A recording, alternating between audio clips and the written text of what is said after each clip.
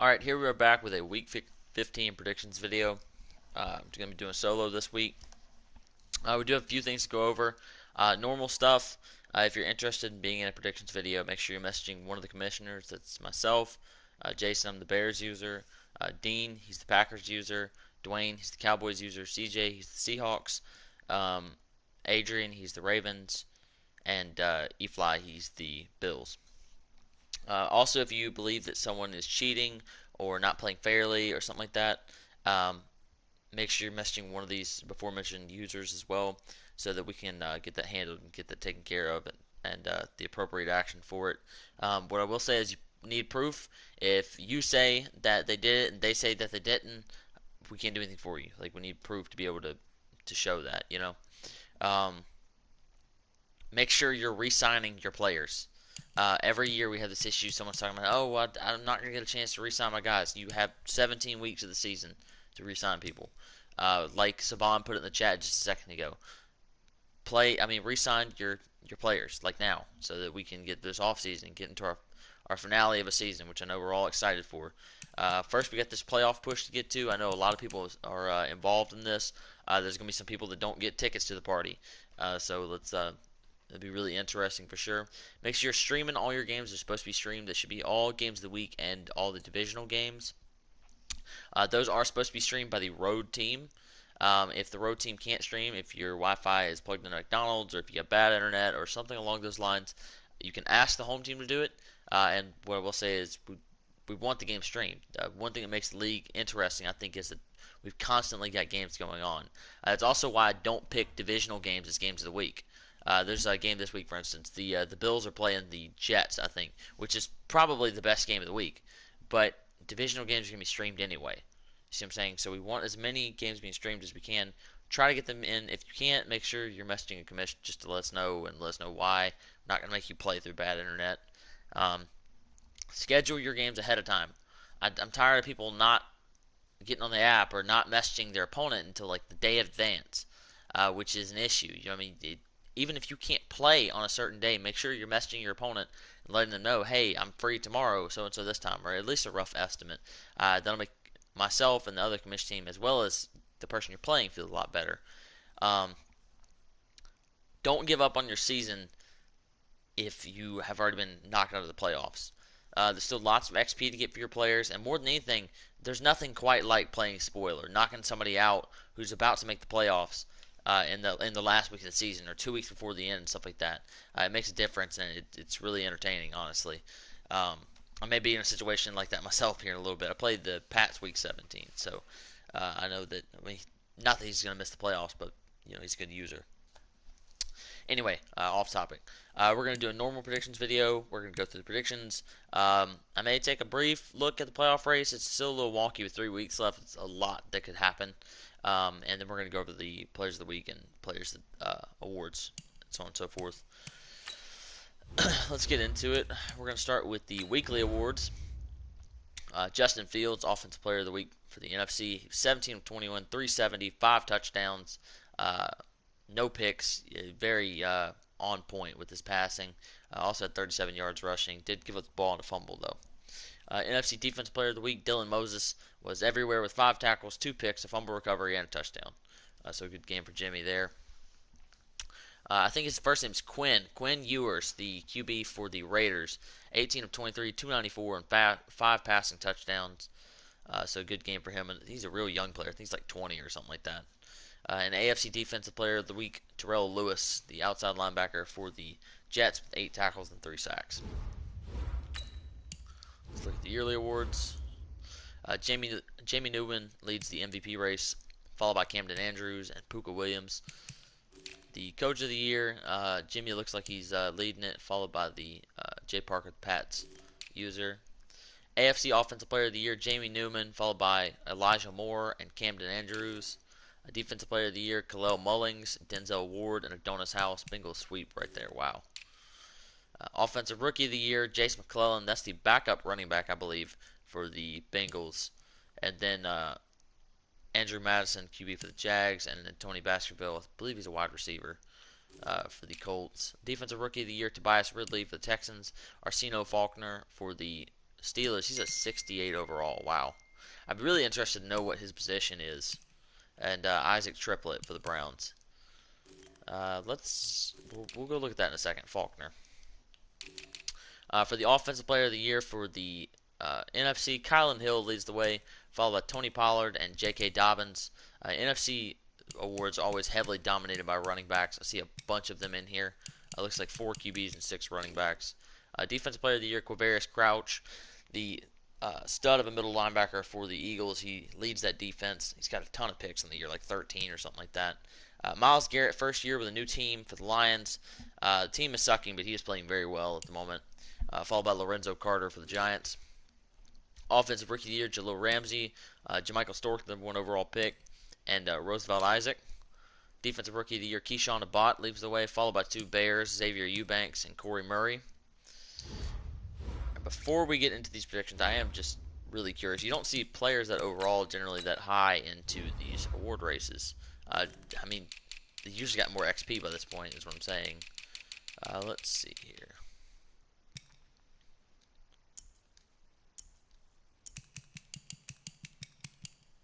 He's a middle linebacker. He's got 86 speed. Nothing particularly spectacular about him, to be honest with you.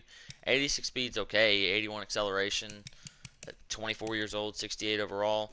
That must be his user or something like that. It's the only thing I can think of. He's got Devin Bush too. I couldn't tell you. Let's get into the predictions though. All right, Daddy Leagues has been updated as well. I tend to do that as soon as we advance. If I ever forget, make sure somebody lets me know so that we can move forward. Let's see here. The Lions are 1-12. The Packers are 8-5. Dean took a loss last week. Bunny's he's got a good run game with his QB. He's still trying to get a lot of things figured out generally with this team.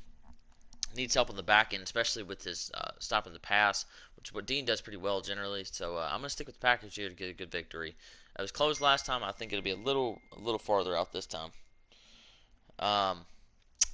Next is the Panthers at the Saints.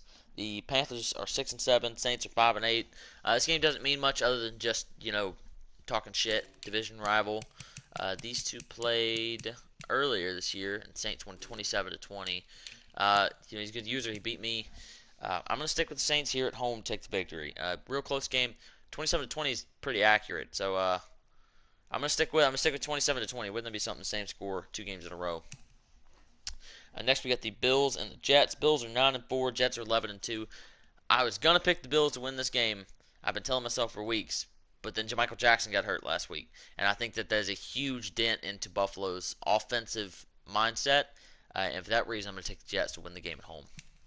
Next we got the Vikings and the Dolphins. Vikes are 3-10. Dolphins are 7-6.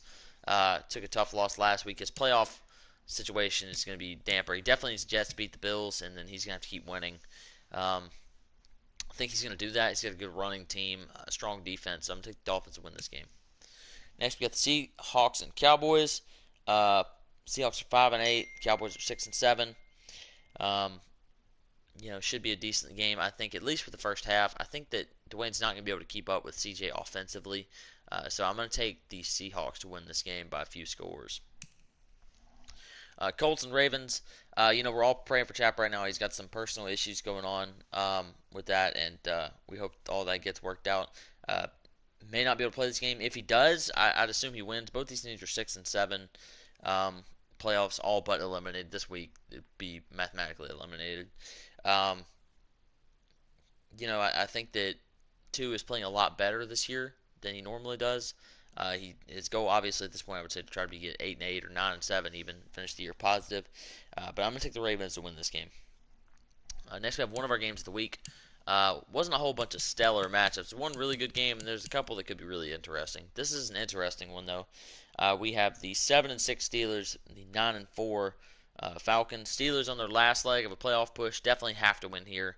Falcons have ripped off 4 in a row after a bye week and a loss to the Packers. He's playing really good football right now. He runs the ball very well. His defense is pretty outstanding, especially against the run, and that's what the Steelers do 90% of the time. I usually don't call these, but I'm going to call a shutout in this game. I'm going to say the Falcons win this game 24-0 over the Steelers. Next, we got the Bengals and Browns. Bengals are 12-1. Browns are 4-9. If you remember the last time these two teams played, the first game they played, it was 12-10 Cleveland heading basically into halftime. Um, he's playing really well, and then the game dropped, and they agreed to just restart. Well, Leslie went and got drunk before their next game, and the final score was 76-6 for the Bengals.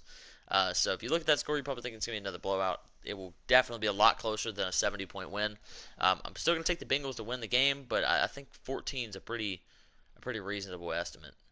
Um, Next, we have the Redskins at Rams. This is one of the games of the week just because the Redskins always seem to have the Rams number. He's beaten him once. He's gotten real close another time or two or something like that. He's 6-7. The Rams are 13-0.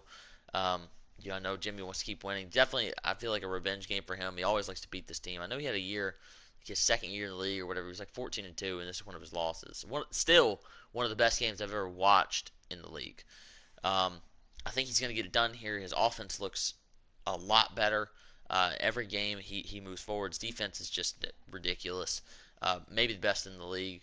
So I'm going to take the Rams to win this game here. Bucks and Cardinals. Bucks are 6-7. Cardinals are 11-2. It's crazy. Cards are 11-2, and they're going to get a wild card spot, which is just unfair that he plays in the division with the Rams. He's going to keep his winning ways going here. I think that Tampa has a problem with turnovers. It seems to hinder them from getting more wins than they probably should. For that reason, I'm going to take the Cardinals to win this game big. Giants and Jags. Peso is 8-5. He's in the middle of a playoff conundrum where he's not going to win his division more than likely. He's got me, him, and Dean are the three teams, and only two of us are going to make it in. So he definitely needs to keep winning. He's going to get a free win here against the Jags, so I know he's going to like that. Pats at Raiders. Pats are 12-1. Raiders are 4-9. At 4-9, it's crazy to think this. If the Raiders still have a shot to win their division over the Chiefs, they're going to have to win this game, which is a tall test when the Pats are playing the way they have been. I don't think they're going to be able to get it done. I'm going to take the Patriots to win this game by a few scores. 49ers versus the Chargers CPU. This will be a 49ers win. Definitely a momentum builder for him. Hopefully, he can get back to winning ways. We got the Chiefs and the Broncos. Chiefs are 6-7. The Broncos are 4-9. Broncos lost the game last week. If they had won their game last week, this game would have potentially been for the division. I'm not sure who won their first matchup when they played. I think that if the game gets played, Denver's going to win. A very, very close game. Two evenly matched teams. Um, yeah, I'm going to stick with Denver to win this game, and hopefully it gets played. Texans and Titans. Texans is on sabbatical. He's not playing his games. Titans are just murdering everybody that plays. It should be a CPU win here. A Titans win here over the CPU. And the coup de grace of the week, game of the week, is the 8-5 Bears playing against the 11-2 Eagles. The Bears kind of got back and figured themselves out this past week. Threw for 350 yards, ran for 200. Offense was just firing on all cylinders against Dean, who's not a bad defensive team. The Eagles won a forced win over the Giants. Close game there. I'm trying to go back to his last game that he played. He played the Skins and won 41-26. Watch that game. It was actually pretty close. He threw a pick six, but on the last play of the game, made the score look a little more lopsided. It's gonna be tough. This is gonna be one of those one possession games. It's in Philly. That defensive line is scary, is terrifying, especially with the linebackers and DBs he has back behind there. Two very good defensive teams. So I'm picturing a very low scoring game. I'm gonna say both teams score underneath 20. I'm not gonna pick against myself though. We're gonna go Bears win 17-14 over the Eagles. A very good game. Hopefully the whole league's turning in to watch that one. Be on at 4:30 Central. Should be a fantastic game. Let's see here.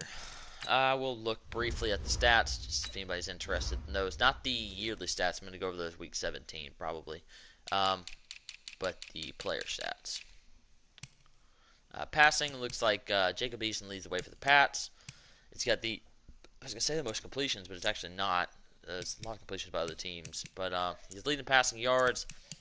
He is second in passing touchdowns behind Jamie Newman, followed by Bryce Young. All right, who's our turnover machine? Looks like Sam Ehlinger of the Browns thrown 38 picks. 34 for Jordan Love. Let's see here. 31 for the Bucks. So on and so forth. Wow, Kylan Hill over 2,000 yards rushing already with 3 games left in the season. That is pretty ridiculous. Will Shipley averaging 13 yards carries at 1,900. Jatarvius Whitlow, Booby Whitlow as they call him for the Titans, is third.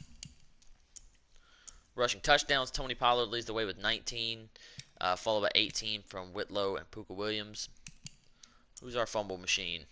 Trey Sanders of the Vikings has 10 fumbles, followed by Tyree Jackson and Justin Fields. Receiving, Anthony Schwartz over 2,000 yards receiving already on 91 catches, 22 yards a catch. It's pretty good. Elijah Moore, 1,700 yards. Marquise Brown down at 1,300. Touchdowns, 37 by Elijah Moore, 25 by Anthony Schwartz, and 16 by Jamar Chase. Blocking, 2 people have not given up a sack all season. 682 and 691 snaps. It's pretty insane. Left guard for both teams, the Chiefs and for the Redskins. Oh, and the most, 22 to 13 being the next one. That's pretty ridiculous. Left tackle probably needs to be benched immediately for the Raiders. Defense side of the ball, Owen Papoa, I don't know how you say it, and Quavaris Crouch each have 91 tackles, leads the way. Justin Hollins for the Broncos with 87, as well as Nico Dean. Tackles for loss, Tremaine Edmonds leads the way with 21, Blake Cashman with 19, and Montez Sweat with 18, also Tim Riggins and Deion Jones. Sacks, 29 by Khalil Mullings, a second-year player for the Bengals. Adonis House is 27. I don't know what on earth kind of black magic that Saban is using, but he's got something ridiculous going on to get all these sacks with these 2 players. Caleb Von Chasen's got 22.5. Terrell Lewis with 19. Interception, Senzo Ward has 17. Quavaris Crouch has 14. That's a linebacker. That's pretty insane.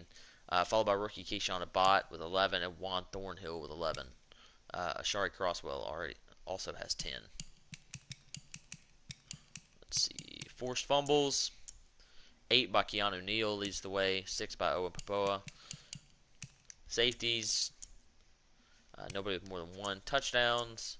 Crosswell has 4.